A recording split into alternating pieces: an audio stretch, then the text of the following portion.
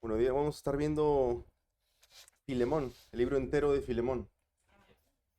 Sí, no sé si han tenido oportunidad de leerlo antes, pero el título es Viviendo en el perdón y la gracia de Dios.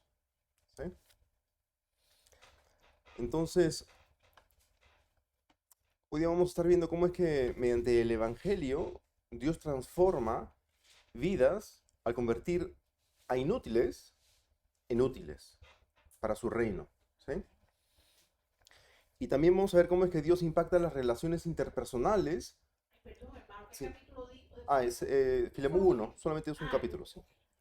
Y también vamos a ver cómo es que Dios impacta las relaciones interpersonales al hacer de su pueblo una familia que convive en amor y gracia, ¿sí?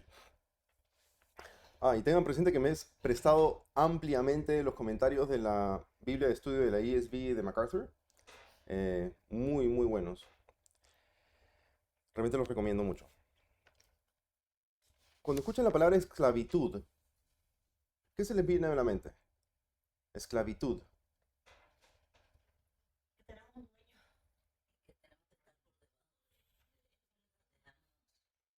Sí, Ujú, sí, sometido a Es que no eres libre.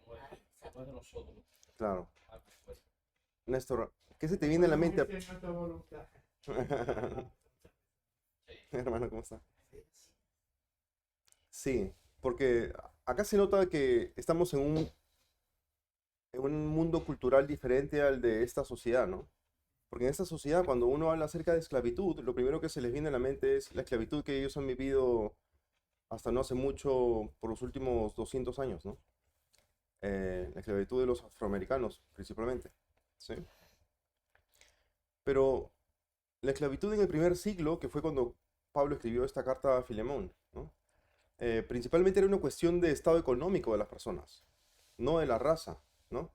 Que de nuevo, en esta sociedad la esclavitud se asocia a la raza, no al estado económico necesariamente, ¿sí? Es decir, que una persona era esclava usualmente porque era pobre y tenía necesidad que no podía suplir por sí mismo, ¿sí?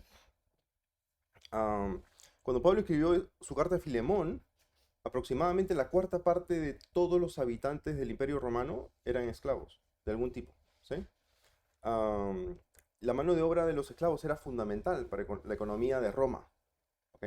Ellos no hubieran podido sobrevivir, así como los, los, los que vinieron a Estados Unidos no hubieran podido producir todo lo que produjeron si es que no hubieran tenido la mano am, esclava gratuita que ellos, con la cual ellos contaron cuando vinieron a Estados Unidos, ¿sí? ¿No? Para recoger el algodón y muchísimas otras cosas que luego exportaban a Europa, ¿no? Se sabe un poquito de historia. Las personas eran esclavizadas por varias razones, ¿sí? Quizás por ser prisioneros de guerra, por incumplir una deuda, por nacer en una familia de esclavos, o incluso se podían ofrecer voluntariamente para ser esclavos, ¿no? Entonces eran cuatro razones principales. Prisioneros de guerra, porque tenían una deuda que no podían cumplir, nacían en una familia de esclavos o se ofrecían voluntariamente para ser esclavos, ¿no? Y para cubrir sus necesidades básicas como vivienda, alimento, vestimenta, ¿sí? Am, Además, la liberación de un esclavo en el Imperio Romano era posible. Lo único que necesitaba, dado que no era una cuestión de raza, sino de estado económico, lo único que necesitaba para liberarse era dinero, ¿sí? Eso es diferente a lo que se ha vivido acá en Estados Unidos, ¿no? O sea que se le podía otorgar la libertad a un esclavo, ya sea por su amo o porque el esclavo compró su libertad, ¿sí? Quizás con ahorros personales o lo que haya sido, ¿no? Los esclavos podían ser médicos, músicos, profesores, artistas, contadores, etcétera, ¿no? Por eso la mayoría de posiciones de trabajo eran cubiertas por esclavos, ¿sí? Como dijimos al principio, ¿no? Entre la cuarta y tercera parte de todo el Imperio Romano eran esclavos, ¿sí? Los esclavos legalmente no eran considerados como personas, ¿ya? Sino como herramientas de sus amos. Como tales podían comprarse, venderse, heredarse intercambiarse o incautarse para pagar una deuda, ¿no? La deuda de su amo. Sus amos tenían un poder virtualmente ilimitado para castigarlos, y algunas veces de una manera muy severa por las más leves infracciones, ¿sí? Sin embargo, en el primer siglo la esclavitud había empezado a cambiar. Al darse cuenta que los esclavos satisfechos eran más productivos, los amos empezaron a tratarlos con más indulgencia, ¿sí? Y no era raro que un amo enseñara a su esclavo su propio oficio. Y algunos amos y esclavos se hicieron amigos íntimos, ¿no? Algunos esclavos disfrutaban de un servicio muy favorable y rentable bajo sus amos y estaban en mejor condición que muchos hombres libres porque tenían garantizado albergue y alimentos. Por otro lado, muchos hombres libres sufrían por su pobreza económica, pero de nuevo, ellos tenían la oportunidad de ofrecerse como esclavos a personas que les iban muy bien económicamente, ¿no? Es importante entender que en el Nuevo Testamento en ninguna parte ataca directamente la esclavitud. Ok, voy a repetir eso. El Nuevo Testamento en ninguna parte ataca la esclavitud. Ok. De haberlo hecho, las resultantes insurrecciones de esclavos, en la época en la que fue escrito el Nuevo Testamento, o sea, en el primer siglo, hubiera sido brutalmente reprimida y el mensaje del Evangelio se hubiera confundido irremediablemente con el de una reforma social.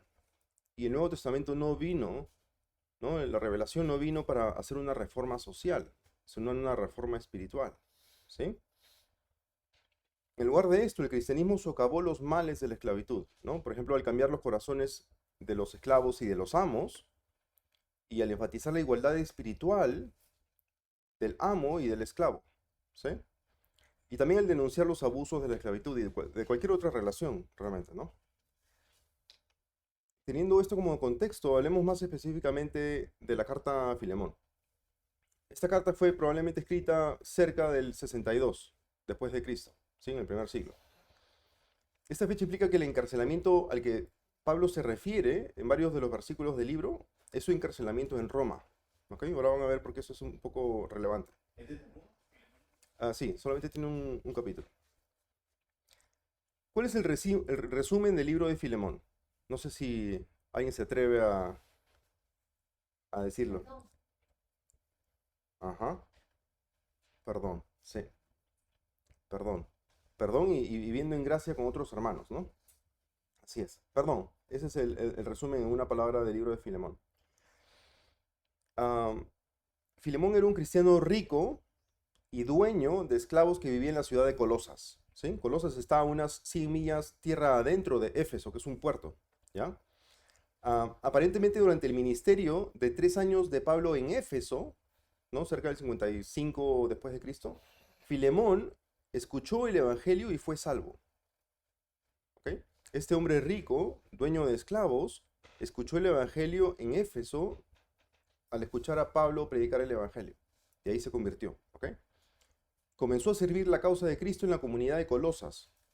O sea que no fue simplemente un oidor y que dijo, yo me convierto, sino él servía la causa de Cristo en la comunidad de Colosas, ¿no? Que en ese tiempo era un poco peligroso, ¿no? Estar envuelto en... Ahora van a ver que se tenían que juntar en casas, ¿no? Comenzó a servir la causa de Cristo en la comunidad de Colosas, abriendo su hogar para que un grupo de cristianos se reuniera allí con regularidad.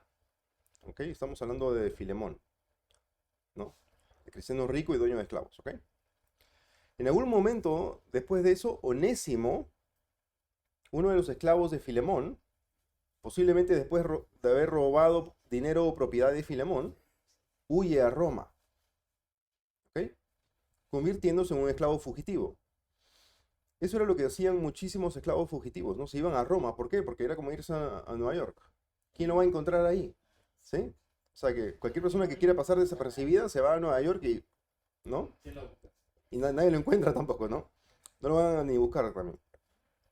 Porque Roma era la ciudad más poblada del Imperio Romano y era fácil de pasar desapercibido y no ser encontrado allí, ¿no? En un conjunto de circunstancias bastante extraordinarias que no se relatan en la carta, pero que ciertamente reflejan la soberanía de Dios, Onésimo, es decir, el esclavo, durante su estadía en Roma, de alguna manera entró en contacto con Pablo, con el apóstol Pablo, ¿sí? Y se convirtió en cristiano. A medida que crecía en Cristo, dedicó mucho tiempo y esfuerzo a ayudar a Pablo, que estaba severamente limitado por su encarcelamiento. El apóstol Pablo rápidamente llegó a amar al esclavo fugitivo y anhelaba tener a Onésimo en Roma. O sea, quería quedarse con Onésimo, donde le estaba brindando un valioso servicio a Pablo en su encarcelamiento, ¿sí? Pero ya que había robado y huido de Filemón, Onésimo había quebrantado la ley romana y defraudado a su amo, ¿sí? Era demasiado peligroso para Onésimo hacer el viaje solo de regreso, am, debido al peligro de los cazadores de esclavos, ¿sí? Por lo que Pablo lo envió a Onésimo de regreso con Tíquico, quien regresaba a Colosas con la epístola a los colosenses, ¿sí? Junto con Onésimo, Pablo envió esta hermosa carta personal a Filemón, instándolo a perdonar a Onésimo y aceptarlo de regreso como un hermano en Cristo, ¿ok? Ese es el resumen de la carta o de la epístola. Vamos a leer, si alguien podría por favor leer los primeros 7 versículos de la carta. Filemón 1 al 7. Pablo, prisionero de Cristo Jesús, y el hermano Timoteo, a Filemón, nuestro amado hermano y colaborador, a la hermana Apia y a Arquipo, nuestro compañero de lucha, y a la iglesia que está en tu casa. Gracias a ustedes y paz de parte de Dios nuestro, el Padre y del Señor Jesucristo. Doy gracias a mi Dios siempre, haciendo mención de ti en mis oraciones, porque oigo de tu amor y de la fe que tienes hacia el Señor Jesús y hacia todos los santos. Ruego que la comunión de tu fe llegue a ser eficaz por el conocimiento de todo lo bueno que hay en ustedes mediante Cristo. Pues he llegado a tener mucho gozo y consuelo en tu amor, porque los corazones de los santos han sido confortados por ti. Ujú, gracias. Sí, ten en cuenta que ahí que en el primer versículo dice Pablo prisionero, ¿sí? Como sabemos, Pablo fue encarcelado varias veces, ¿no? Por predicar el Evangelio. En el momento de escribir esta carta, Pablo era un prisionero en Roma, ¿sí? Pablo fue encarcelado por causa y por la voluntad soberana de Cristo.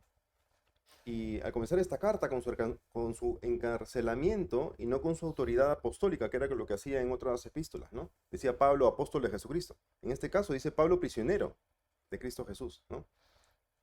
Lo hizo así porque sabía que iba a presentar una petición gentil y distintiva como a un amigo, ¿sí? En esta carta. Eh, También pues, sí, Pablo siempre se vio como que él era preso de Cristo. mm, Nunca se vio que el imperio romano el que lo había metido preso, ni mm, que las leyes, las autoridades. Siempre él sabía que era la voluntad de Dios que él estuviera preso. Y él nunca se sintió mal por mm, estar preso. Él se sentía con ese gozo de que era por Cristo que él estaba preso. Estaba claro. trabajando para Dios. Sí, sí, exactamente, ¿no? Pablo sabía que iba a sufrir por la causa de Cristo, ¿no? Porque cuando él se convirtió, se lo dijeron, ¿sí? ¿Se acuerdan?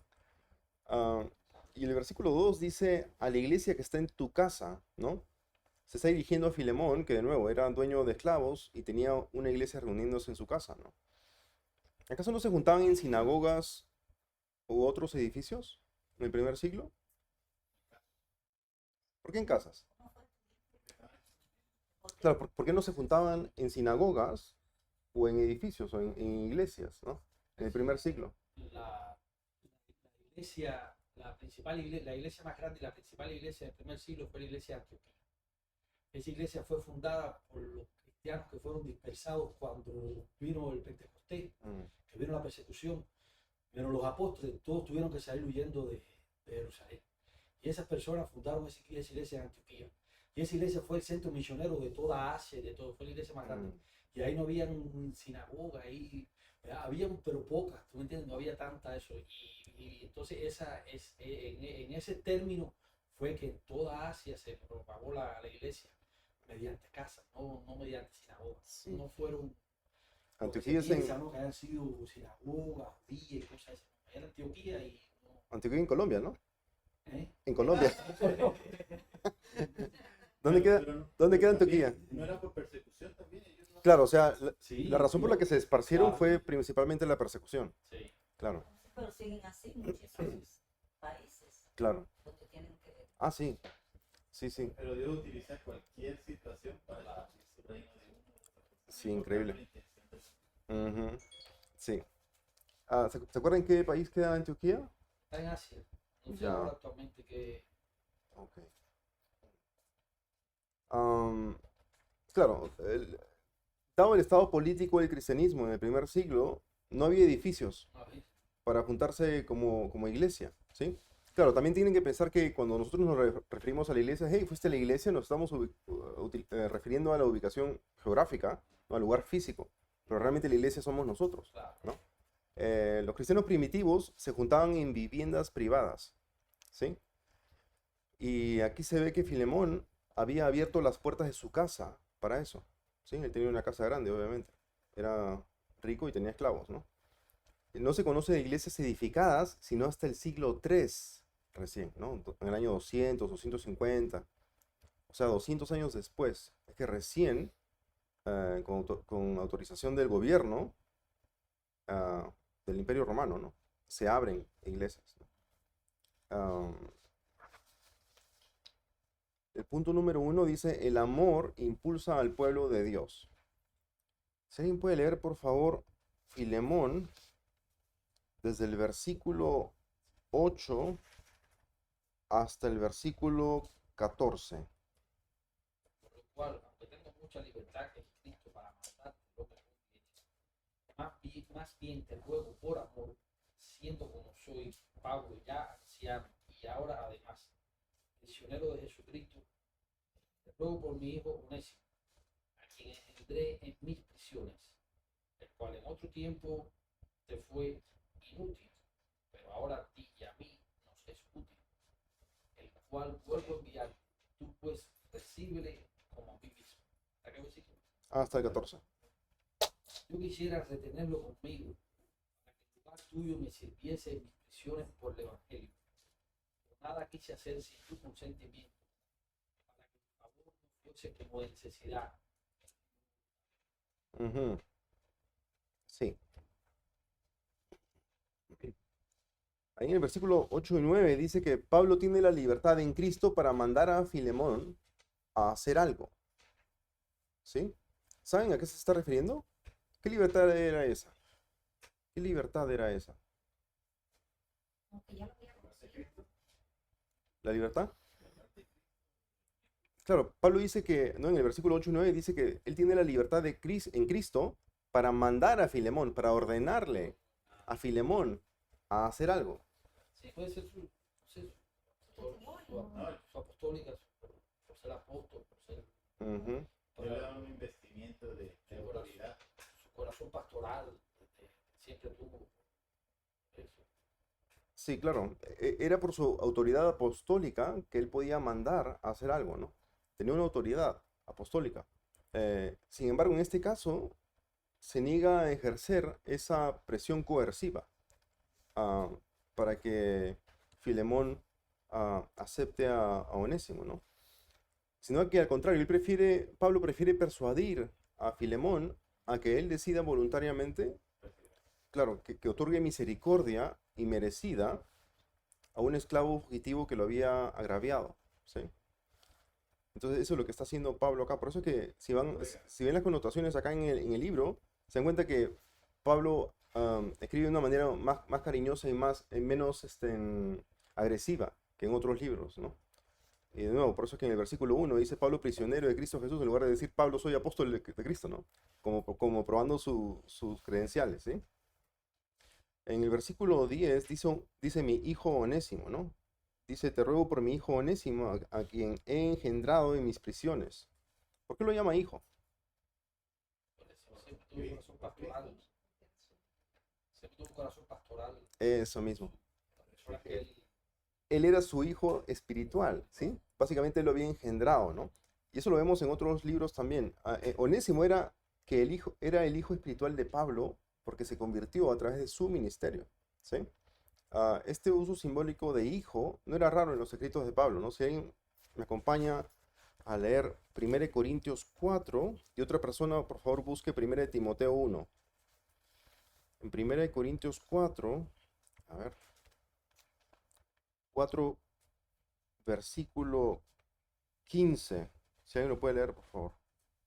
1 Corintios 4:15. Porque aunque ustedes tengan innumerables maestros en Cristo, Sin embargo, no tienen muchos padres. Pues en Cristo Jesús yo los engendré por medio del Evangelio. Sí. Ujú. Acá Pablo está diciendo, hey, yo los engendré por medio del Evangelio porque les prediqué el Evangelio y ahora ustedes son como mis hijos, ¿no? Sí. Y 1 Timoteo 1:2, por favor. Timoteo, verdadero hijo en la fe, gracia, misericordia y paz de Dios, nuestro Padre, y de Cristo Jesús, nuestro Señor. Y el 18 también, please.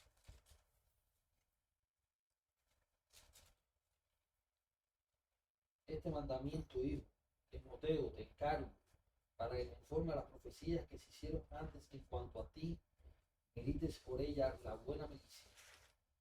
Así es. O sea, ahí nos damos cuenta, ¿no? De que a Timoteo le dice verdadero hijo en la fe, ¿sí? Yo apenas empecé a leer el Nuevo Testamento y decía, Pablo tenía un hijo, era Timoteo, pero no era un hijo. Sí, claro, sí. Y también como un padre, ¿no? Que fue básicamente la persona que nos compartió el Evangelio, ¿no? Que es la que Dios utilizó, ¿sí?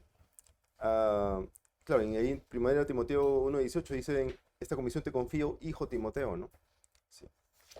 Ah, y en el versículo 11, ¿no? Volviendo a Filemón, dice, Onésimo, quien en otro tiempo te era inútil, le está hablando a Filemón, el dueño de los esclavos, ¿no?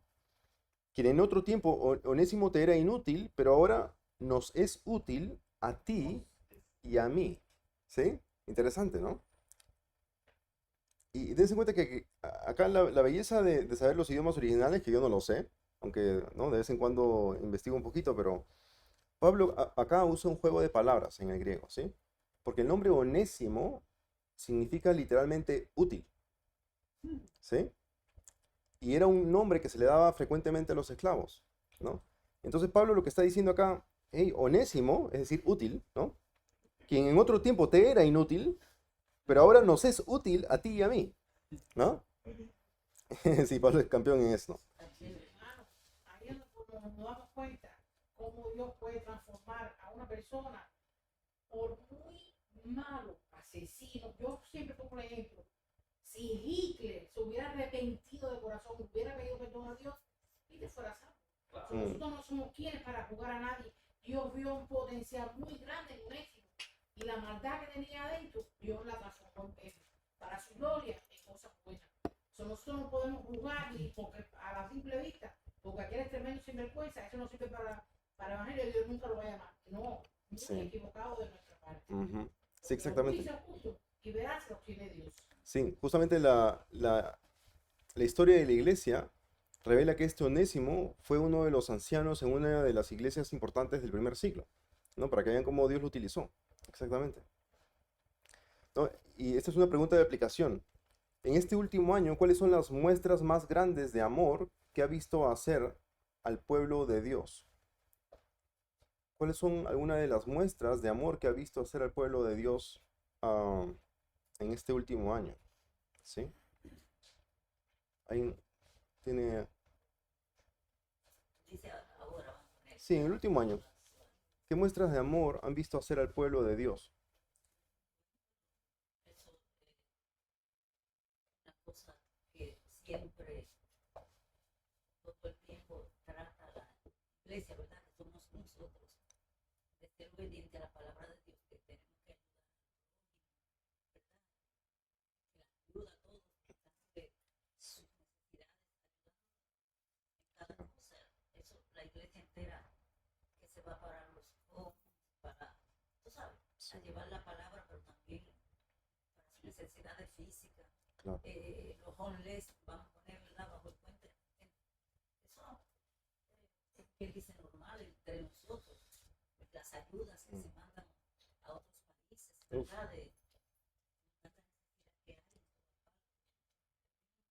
La misma iglesia aquí, que es una iglesia misionera Ujú. y que tiene congregaciones en otros países, ¿verdad? Sí, En tantas partes. Eso claro. es Sí, todo el tiempo que nosotros tratamos, ¿verdad? No solo en este año. sí. Yo creo que también el habernos sacrificado por la gente con mayor riesgo, ¿no? Del contagio del virus, por ejemplo, ¿no? Que hizo que muchos de nosotros digamos, ok, yo voy a usar una mascarilla, aunque no me importa si me contagio o no, porque a mí no me va a pasar nada, dice uno. Y tuvimos que usar mascarillas por meses, inclusive no reunirnos inicialmente para, como ¿no? sacrificándonos para las personas que eran más propensas al virus. ¿Cierto? Como una de las cosas que mencionó el pastor Héctor en las reuniones, que esta iglesia ha sido bendecida porque siempre nos está llegando gente de otras iglesias, les ha gustado nuestros estudios y todo, y se sienten en una casa del Señor. Sí, Donde otras iglesias les preguntan a los pastores que qué es lo diferente que estamos haciendo aquí. Entonces, estamos enseñando la palabra. claro. Sí, exactamente.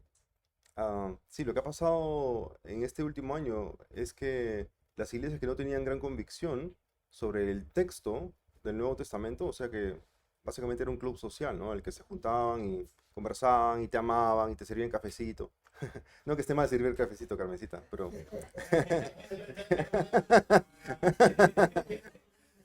Pero claro, era un club social, un club en el que, ¿no? Tú ibas y tú te sentías de una manera atendido y, claro.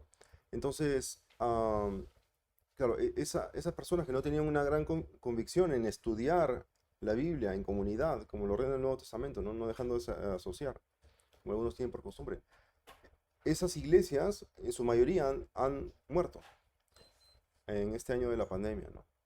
Y se han quedado las que tenían la convicción, las que han decidido juntarse de todas maneras, obviamente obedeciendo en lo posible a las leyes de la ciudad, ¿no? Y del condado, pero de todas maneras han seguido ahí, ¿no? Sabiendo que eso es lo más importante y eso es la mayor necesidad de las personas. Era justamente seguirse reuniendo, estudiando la palabra, edificándose mutuamente y todos los mandamientos de los unos con los otros. Que dieron para poder ver en YouTube cosas. Claro. Se expandió más la palabra porque ahora la iglesia se escucha en En otro país. Sí, sí, sí, sí. Y mensajes que se pueden compartir, ¿verdad? Ujú, Mandar. el claro. malo creía que iba a destruir, más bien lo que hizo fue esparcir. Sí. Ah, el punto número 2 dice, el pueblo de Dios se interrelaciona como una familia. Filemón 15 al 17. Si alguien lo puede leer, por favor. 15 al 17.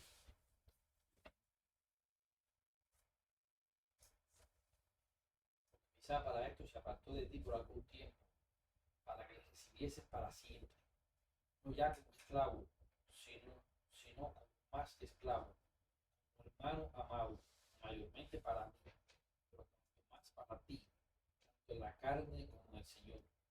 Así que si me tienes por compañero, recíbele como a mí mismo. Ujú, sí.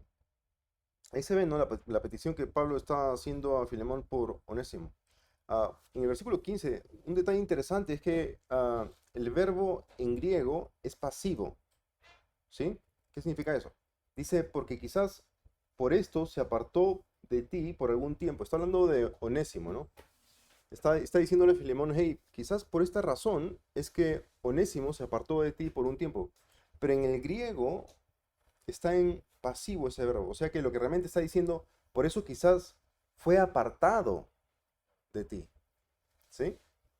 Por algún tiempo, para que lo volvieras a recibir para siempre. ¿No? Esto es lo que los teólogos llaman un pasivo divino. O sea que es Dios realmente el agente que está cometiendo la acción. En otras palabras, Dios es el que apartó de ti a Onésimo por un tiempo para que luego lo recibiera, ¿sí? Eso es lo que está diciendo. Para siempre. Sí, también. Para Ajá. siempre. Interesante detalle, ¿no? Sí, cuando uno se mete a estudiar las palabras del texto, sobre todo en los idiomas originales, ¿no? Es súper interesante porque eh, sale a la luz algunos detalles muy interesantes, ¿sí? O sea que es Dios el que hizo que Onésimo se alejara de Filemón por un tiempo, ¿ok? ¿Para qué? Bueno, ya sabemos lo que pasó, ¿no? Onésimo se convirtió y luego lo sirvió a Pablo en sus necesidades, grandes necesidades que él seguramente tenía al estar encarcelado, y luego Pablo está pidiendo en esta carta que ahora Filemón lo reciba. algo muy similar se ve de una manera más explícita en la historia de José, ¿sí? En cuanto al pasivo divino, ¿no? Si alguien puede leer, vayamos a Génesis 45. Génesis 45, versículos 4 al 8. Si alguien lo puede leer, por favor. Entonces dijo José a sus hermanos: acercaos ahora a mí. Y ellos se acercaron. Y él dijo: yo soy José vuestro hermano, el que vendiste para Egipto.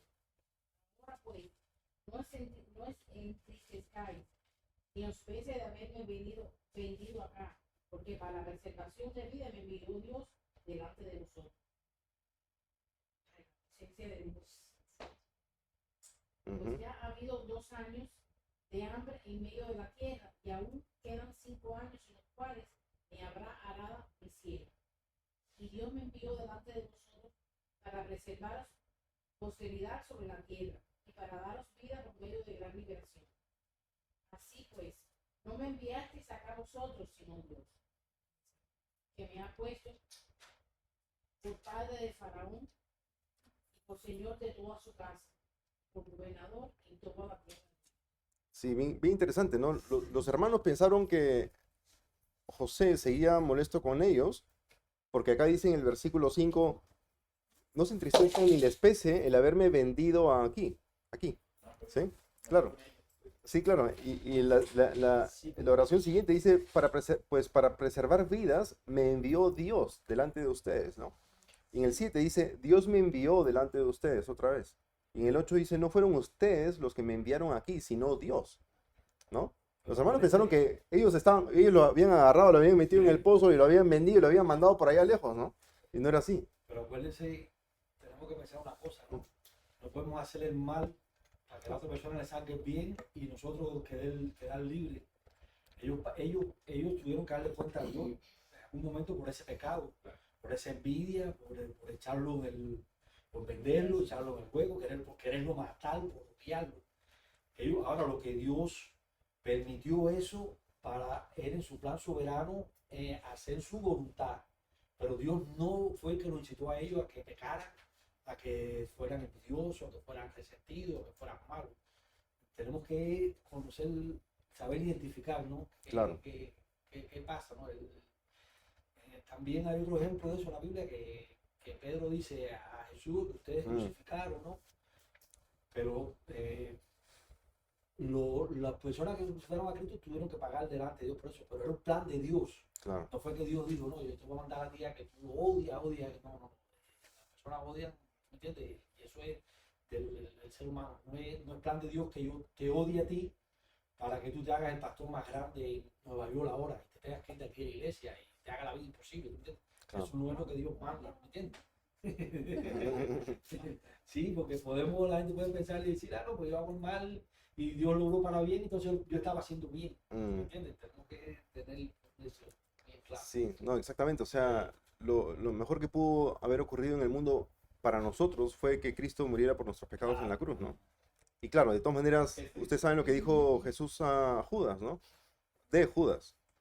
Dijo, mejor le hubieran sido no nacer, ¿sí? Claro. O sea que, claro, de lo malo puede salir algo bueno, pero de todas maneras esas personas que cometieron el pecado van a pagar por esos pecados, ¿sí? Son responsables. Entonces, ¿quién envió a José a Egipto? Dios lo envió. Dios a través de esas malas intenciones. Claro, exacto. ¿Y cómo es, no? A veces pensamos que nosotros, que somos nosotros, o que es una situación la que nos hace cambiar de ciudad o mudarnos a otro lado, o inclusive venir a Estados Unidos, ¿no? Cuando es detrás de las cortinas, está la mano de Dios encaminándonos. ¿Y para qué? Muchas veces para conocer a Cristo, a Jesús, ¿sí? Yo no sé si hubiera podido conocer a Jesús allá en Perú. Allá todo el mundo es católico y mi familia son testigos de Jehová y, ¿no? ¿Quién sabe? Seguro. Sí, obviamente Dios puede hacer lo que Él quiere, ¿no? Pero Dios me trajo acá a Estados Unidos para llevarme a Carolina del Norte para que los bautistas de allá me compartieran el Evangelio, ¿no? Y eso que yo les da un dolor de cabeza a los pobrecitos, sí. Y ese es el plan perfecto de Dios, ¿no? El versículo 16 am, dice que lo recibas, ¿no? Está hablando a Filemón sobre Onésimo, ya no como a un esclavo, sino como más que un esclavo, como un hermano amado, dice, ¿no? Fíjense que Pablo no dice, ya no un esclavo, ¿no? Para que recibas a Onésimo, ya no un esclavo. No, no le está diciendo eso. Porque si no estuviera diciendo, él ya no es un esclavo, por si acaso, ¿no? No, no está diciendo ya no un esclavo, está diciendo ya no como a esclavo, ¿sí? O sea que Pablo todavía lo sigue considerando a Onésimo un esclavo, ¿no? Si él pensara, si Pablo hubiese pensado que la relación entre amo y esclavo era pecaminosa, básicamente hubiera dicho, no, no existe esa relación de amo-esclavo o no, o lo hubiera disuelto. Pero no es así, ¿no? Ahí también nos damos cuenta que el Evangelio o el Nuevo Testamento no vino a destruir esa relación de esclavitud, ¿sí? Sino que dice que reciba a Onésimo como más que un esclavo, ¿sí? También como un hermano, que es muchísimo más que un esclavo, obviamente, ¿no? El Evangelio transforma y ennoblece la totalidad de la vida de una persona, ¿ok? Incluso si esa persona es un simple esclavo, ¿no? De acuerdo a los estándares del mundo. Así que cuando un esclavo se convierte en cristiano, esencialmente siendo esclavo de un amo cristiano, y especialmente cuando es esclavo de un amo cristiano, ese esclavo se transforma en un hermano cristiano, ¿sí? Y debe ser tratado como corresponde, ¿no? El cristianismo nunca ha buscado abolir la esclavitud, ¿ok? Más bien hace que las relaciones de amo-esclavo sean justas y con consideración, ¿ok? Pregunta de aplicación. En este último año, ¿cómo ha visto que el Evangelio ha unido al pueblo de Dios como una familia? ¿Ustedes han visto que en este último año el pueblo de Dios se ha unido como una familia? ¿Sí? Claro. Yo diría que la familia se ama sin importar las dificultades que estén ocurriendo en esa familia, ¿no?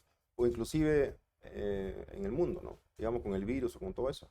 Y claro, y hay muchos hermanos que han decidido seguirse juntando, pese a que en algunos de los estados era, no ilegal, pero estaba prohibido, bueno, sí, ilegal sería, ¿no?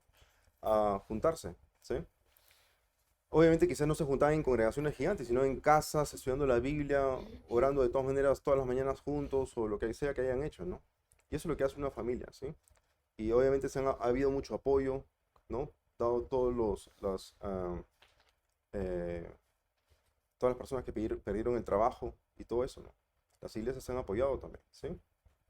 Ah, el punto número 3 dice, el pueblo de Dios se muestra misericordia. Filemón 18 al 22.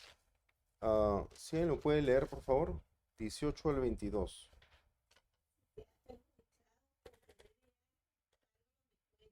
Mm, Yo pago, te escribo de mi puño y letra, te lo pagaré, por decirte que tú mismo me debes lo que eres. Si hermano te reciba yo de ti algún beneficio al Señor, me conforta mi corazón. Te escribo confiando en tu obediencia, seguro de que harás aún más de lo que te pido. hasta el 22, sí. Además de eso, prepárame alojamiento, porque espero que Dios les conceda el ponerme otra vez con ustedes en respuesta a sus oraciones. Ujú, gracias. Sí, dense cuenta que ahí en el versículo 18 dice, si te ha perjudicado de alguna forma o te debe algo, ¿no? ¿Qué es lo que parece estar sugiriendo, Pablo? Ujú, claro.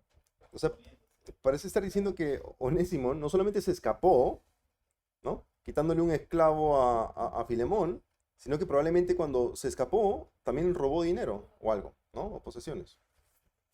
Este dinero y esta conclusión no es tan difícil de aceptar porque obviamente el texto no lo dice, ¿no? Hay que ser claros en eso, pero este dinero seguramente fue lo que Onésimo utilizó para, para costear su viaje a Roma, que no era barato, ¿sí? Especialmente para un esclavo que no tenía nada, ¿no? Entonces, por eso es que se asume que no solamente se, se escapó, sino que también le robó algo, ¿no? Sí, pero claro, eso fue antes de su conversión, ¿no? Y seguramente cuando se convirtió, escuchando el evangelio por la boca de Pablo, fue y le confesó todo lo que había hecho. Me he escapado de mi amo y cuando me escapé le robé todas sus joyas o lo que sea, ¿no? Entonces, y la sociedad romana castigaba brutalmente a los esclavos fugitivos, ¿sí? Muchas veces con la muerte. Por tanto, lo que Pablo le está pidiendo a Filemón es que haga algo extraordinario, algo que no se, era inconcebible para la mente de un ciudadano de Roma, ¿no? Sí, perdonarle la deuda a Onésimo. O sea, que viene tu esclavo y no solamente lo tienes que recibir, sino recibir como un hermano. Y luego le dice, y espero que hagas más de lo que te estoy pidiendo. O sea, una cosa que era inconcebible, ¿no? Solo Dios puede hacer. Que solo Dios puede hacer.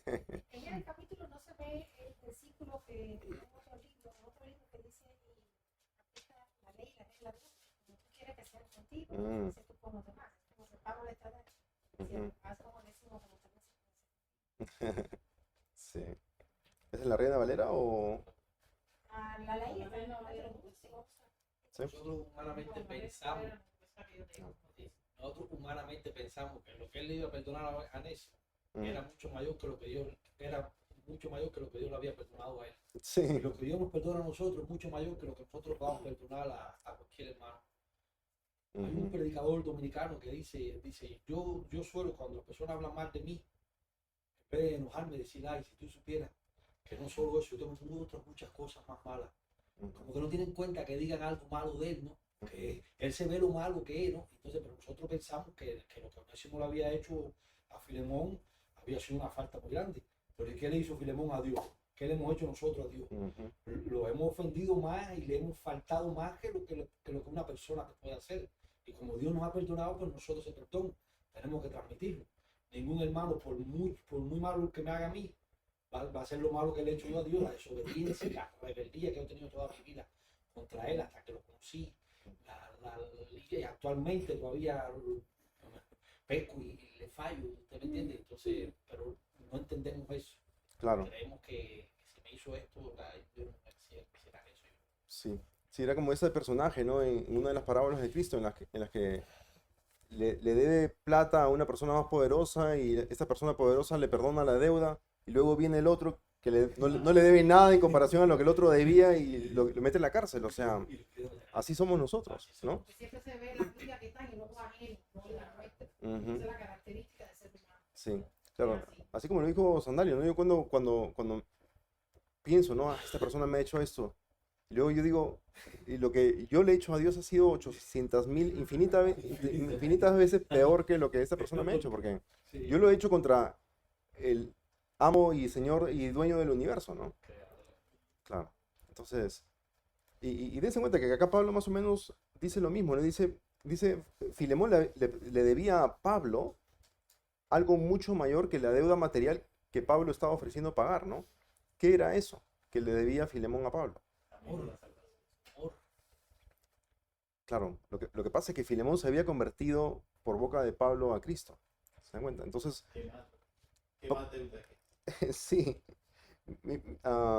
Acá dice, acá lo leo en la Nueva Biblia de las Américas, que es un poquito diferente. Solamente las palabras, no, el significado es lo mismo, ¿no? Pero dice, yo Pablo escribo con mi propia mano, yo lo pagaré, por no decirte que aún tú mismo te me debes a mí.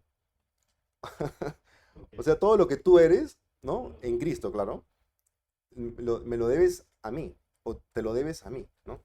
Am, claro.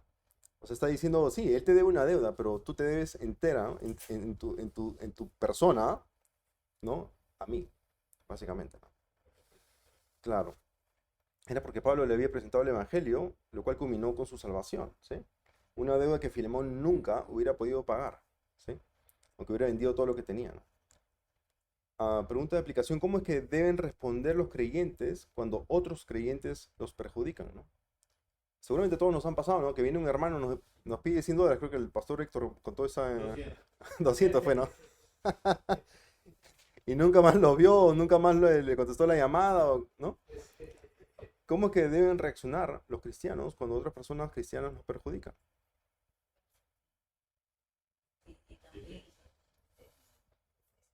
dice la fácil. palabra. No es fácil. No es fácil, Que entonces, al que pobre le da, a Dios le presta.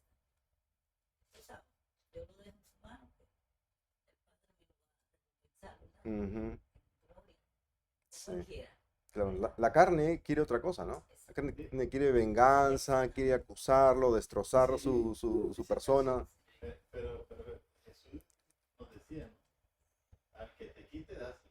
Mm, Y al que te pide, sí, Yo se lo he dicho, yo lo he hablado otras veces aquí en el grupo, ¿no? Si alguien nos hace un bien y nosotros le pagamos con un mal, Ujú. eso es una cosa del diablo. Si alguien nos hace un bien y nosotros le pagamos con otro bien, eso es una cosa de hombre. ujú, Pero si alguien nos hace un mal y nosotros le pagamos con un bien, eso es algo divino, sí, eso es de Dios. Entonces Dios nos dice, ama no a tus amigos, porque amar a tus amigos y a los que te hacen bien lo hace la gente del mundo. claro, natural. Ama al que es tu enemigo, al que te hace mal, al que te ofende, a ese ama. Sí, A ese también ámalo, no solo a aquel otro, ¿me entiendes? ujú, Entonces esa es la parte de Dios, ¿no? Nuestro enemigo amarlo, porque lo otro, hacer mal por un bien, eso es pecado y naturaleza de nosotros. Y hacer bien por un bien, eso es lo normal. Eso lo hacen los conversos en la calle. A su vecino bueno lo ayuda y le dice, le presta y eso, ¿tú me entiendes? Que no conoce a Dios y que no es bueno con él, eso es normal. Ahora, a tu enemigo amarlo, eso sí es de Dios, ¿tú me entiendes? sí, Eso es lo que tenemos que pedirle a Dios, ese perdón Claro. siempre para amar a nuestro enemigo. sí, ten en cuenta que los mandamientos del Nuevo Testamento fueron totalmente contracultura en esa época, ¿no? O sea, en el tratamiento de las mujeres, ¿no? Que era opresivo en el imperio, en la cultura greco-romana y también en la cultura hebrea inclusive, ¿no? Ah, en cambio, claro, el cristianismo transformó esas relaciones, ¿no? También transformó, como se ve en este libro, la relación entre amo y esclavo, ¿sí? Y, y también entre todas las personas con sus enemigos, porque Jesús dijo algo que era totalmente absurdo o loco en esa época, ¿no? Que era ama a tus enemigos y ora por aquellos que te persiguen y todo eso. O sea, era una locura para las personas que lo escuchaban por primera vez, ¿no? Y por ahí, con todo y eso, muchísimas personas llegaron a creer, ¿no? Y así se esparció el evangelio. Otra pregunta de aplicación dice, ¿qué podría explicar la decisión de uno que profesa ser cristiano de retener el perdón a otro creyente? ¿Qué podría explicar que un cristiano no perdone a otro creyente? no entendí. Entonces dice que perdonemos como no. Durante todo ese tiempo nuestras oraciones Dios no las va a escuchar. No. Dice que La primero, comunión con Dios se Dios dice que primero te reconcilies con tu hermano y después le pidas a él. Ah, Durante ese tiempo tus oraciones y todo eso no va a ser ni agrado ni escuchado por Dios. Claro. sí. Dios va a estar. Si hay pecado, Deja tu ofrenda, dice, ¿no? Deja tu ofrenda ahí y anda, reconcíliate con tu hermano. Sí. Sí. permite que te la lleve y luego venga. Sí. Y si no te. antes de tomar la Santa Cena, como dice Y también. antes. Ah, sí. Sí. Sí, Hablando sobre la ley, la Real. regla de oro está en la Reina Valera y en toda, en Mateos 7, del 7 al 12. Ujú, La ley y la regla. sí. Con la oración y la regla de oro. Es que si un hermano no perdona a un hermano, es porque yo no he entendido el perdón de Dios conmigo. Claro. Cuando yo entiendo lo que Dios me ha perdonado y el perdón de Dios conmigo, yo tengo que perdonar a todo el mundo. Porque yo me reconozco que Dios me ha perdonado más y más Claro. malo que lo que cualquier persona me puede hacer. Sí. Lo que queremos decir, oye, lo que me va a hacerme a mí esto. Porque sí, a veces le decimos a Dios, Señor, yo me veo como un gusano, pero pobre el que me trata a mí como un gusano. Entonces, tú me entiendes, si yo no perdono, es porque yo no he entendido el perdón de Dios conmigo. No lo entiendo, no lo hemos entendido. Cuando no perdonamos a nuestro hermano, es porque no hemos entendido lo que Dios nos ha perdonado a nosotros. Sí. Tan sencillamente. Sí, puede ser inmadurez, ¿no? Porque una persona recién convertida todavía no sabe todo lo que debe hacer o cómo debe hacerlo, o cómo debe pensar y procesar las cosas, o todavía no ha sido totalmente iluminado, ¿no? Por lo que dice la Biblia, ¿sí? Entonces no sabe realmente cómo lidiar con esa situación, ¿no? Puede ser inmadurez, también puede ser pecado. Simplemente no lo voy a perdonar, ¿no? Y lo pongo en mi lista negra, como hacía mi abuelita, que la persona que le caía mal lo ponía en la lista negra y de ahí no salía. Ahí se morían. Eso está terrible. 40, 50, 60 años después seguía con la lista. Veía su lista. Ah, no, no. Pero esa lista todavía Cuando yo pienso que esa persona está todavía en la carne. Sí, Claro, Hay No hay he entendido. primero la explicación. sí, no ha entendido, perdón. Si Dios es suficiente y el Espíritu de Dios mora en nosotros, que es Dios, ¿dónde queda el trabajo del Espíritu para ir quebrantándolo, aunque sea un creyente? claro. No puedo entender. A veces toma un poco de tiempo, ¿no? O sea que, no, por ejemplo, yo he escuchado de varias personas que cuando se convierten, todavía tienen algunos pecados que todavía tienen con los cuales todavía tienen que lidiar, Claro, ¿no? Y sí. tienen que trabajar en Eso ellos. es la Digamos que santificación, están ¿sabes? fumando o lo Sí. que sea, ¿no? Pero si uno habla con ellos, ellos saben. Porque Claro, ellos lo saben. pero en la carne no pueden todavía. O sea, están batallando. Sí. Pero quiere decir que Todavía. el Espíritu trabajando. Claro, exacto. ¿No? Hay Ent- una razón, Hay los una- años de seguir pegando. Alguna Sí. evidencia, Pero sí. había una diferencia que me sentía mal. Ahí Claro, el Espíritu exacto. trabaja. Sí, Eh, sí, no. Yo también, o sea, cuando me convertí, si uno me hubiera filmado y visto esos primeros años, hubiera dicho, ¿cuál es la diferencia entre este y...? Pero claro, como tú dices, yo lloraba en mi casa solo, etcétera, ¿no? Era horrible, era una cosa terrible. Muchas lágrimas, Está el Espíritu. Exactamente. muchas lágrimas. O sea, Claro, porque cuando tú te conviertes, llena tu espíritu, te llena tu vacío en el corazón. Claro. Ya está contigo. sí. Sí, que yo creo que las razones, ¿no? Por las cuales una persona que es cristiana retiene el perdón a otro creyente por inmadurez, por pecado, ¿no? Y también porque quizás esa persona, como lo dijo hermana, no es un creyente, no ha sido, todavía está en la carne, ¿sí? Y eso revela simplemente que está todavía en la carne. Sí. Ah, para terminar el libro, leamos los últimos 2 versículos. Son los saludos y bendición. Dice en el versículo 23 al 25, te saluda Epafras, mi compañero de prisión en Cristo Jesús. También Marcos, Aristarco, Demas y Lucas, mis colaboradores. La gracia del Señor Jesucristo sea con el espíritu de ustedes. Amén. Sí. Con esto concluimos, hermanos. Oremos, por favor. Gracias, Padre, por este día, por esos hermanos, que a pesar de las dificultades y todos los obstáculos y todas las cosas que tenemos en nuestro calendario, estamos acá, edificándonos mutuamente, aprendiendo de ti.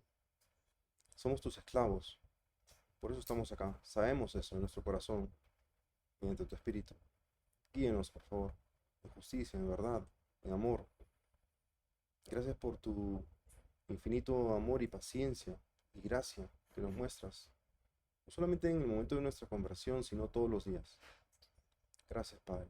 Ayúdanos a repartir ese amor que tú nos das, a reflejar ese amor con todos los demás hermanos, con todas las personas del mundo, especialmente los de la casa de la fe.